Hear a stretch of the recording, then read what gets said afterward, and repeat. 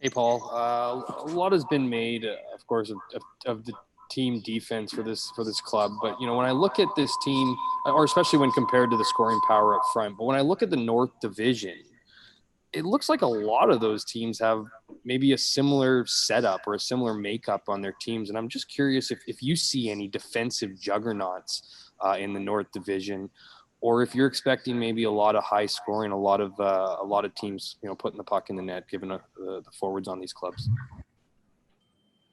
Well, I mean, there's some teams that have some pretty vaunted offensive players, right? You've got Connor McDavid and Draisaitl, the two big boys in the league in your division, right? There's some goal scoring. I think there's some teams that have, drafted really good young players, and they're all kind of maybe at the same place, right? So you've got,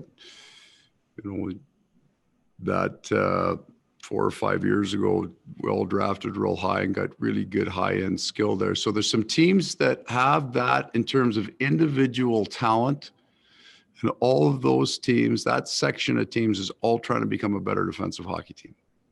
Right, because they're more weighted to the offensive skill player, especially up front.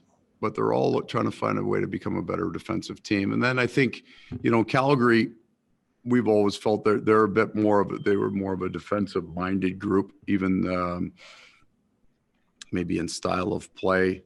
I find the teams that are in the East seem to have a more open game, right? That's more of an offensive-minded game than in the West. So we've got that kind of unique thing going on. But I think that all of these teams are trying to become a better defensive hockey team because they've got good young skilled players, and those guys usually come into the league with their offensive game fairly developed, but their defensive game has got lots of room to grow. And we're probably all looking to become that team that makes the jump, right? That marries the two skilled players that are willing to defend. Next, we'll move to Ted Wyman from the Winnipeg Sun.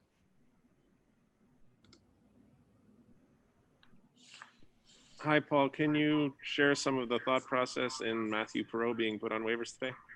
Yeah, this is wholly and completely a cap compliance issue, the details of which I'll have to leave to somebody who understands those details better, but we need to be at a certain place for opening day, and it doesn't change. I mean, there's always the chance that Mathieu could get claimed on waivers. If he doesn't, nothing changes in terms of his the ability to be in the lineup opening night.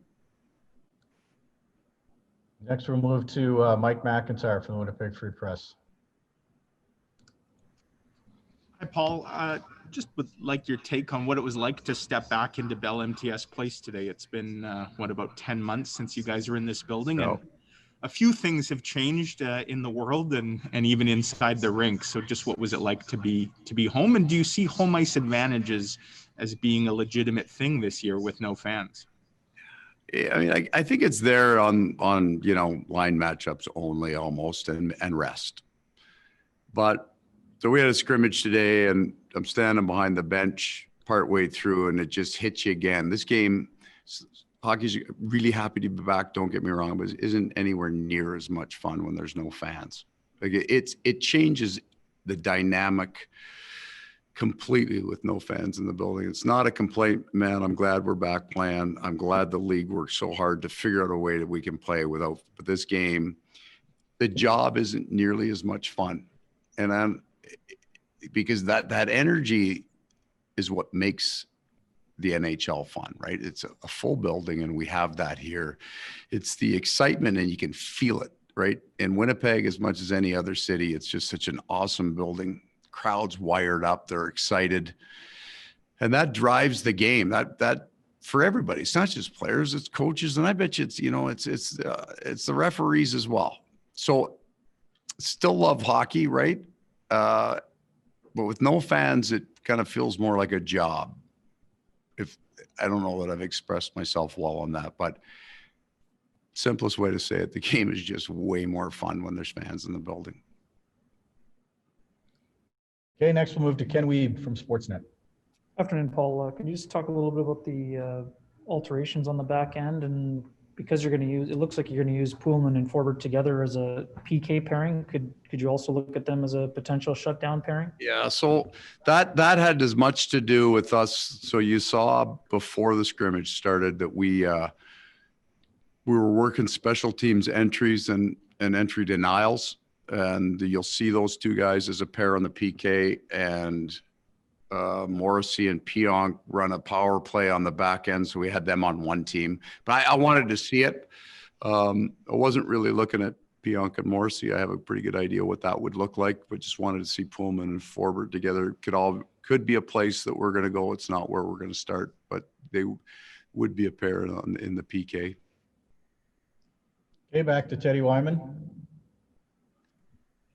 Paul, what can you tell us about the contract for Trevor Lewis? What's his situation? You expect him to sign in the next couple of days and be part of this team? Really, really liked his camp, but all contract, and I'm not trying to avoid it, but that's a Kevin Cheveldayoff question in terms of how that all works out when you keep in mind of what we did today with Spies and Perreault going on waivers. There's moving parts here with the cap, but I've liked his camp an awful lot. Sarah Oleski from TSN. Paul, in your mind, have you determined how you're going to structure your taxi squad? No, not yet. So if that American League is running, we'll have to get answers on questions like, how does a player move from the American League onto the taxi squad? What's the quarantining situation between the two? So I'd really like to stay away from having a young player that could be playing big minutes in the American Hockey League sitting on your taxi squad. At the same time, we need players on that squad that are able to jump into the NHL. So we've got some good young players that would get the nod, right? And you know, I mean, the whole idea of this taxi squad is that if something happened and you got a positive test and 3 or 4 guys had to come out of your lineup, you could find the guys to be with you. But God, having a young player sit and watch hockey for a long period of time, that's a tough thing to do to him. So I don't have that answer for you yet. And back to Jeff Hamilton from the Winnipeg Free Press. Paul, with 26 fewer regular season games this year, I imagine, a strong start can go quite a long way. I'm just curious, and I don't know what your thoughts are about the idea of manufacturing intensity. It kind of sounds ridiculous for pro sports, but what can you do in these final 2 days before Thursday's puck drop to make sure these guys are sharp right off the bat? We want to make sure that you don't come off it too much. So I've liked our intensity an awful lot, and it's been certainly, there's been a grind to it. We haven't done a lot of odd man rushes and easy flow drills. And there's a feeling sometimes that as you get closer to your big game, you want to pull off your team and give them a chance to get up down the ice and feel the puck. But we feel and get that good feeling offensively. But I feel we've invested in the grind here and invested in a competition for the puck. And I don't want to lose that. So we decided that it would be duration based. So we're going to go hard, but we're just not going to go as long. Today would be the last day. In my mind, mentally camp breaks today, and our styles of practice will change tomorrow and the next day in preparation for our opening game. But we're not going to, we'll shorten our duration, but we're going to kind of demand that intensity.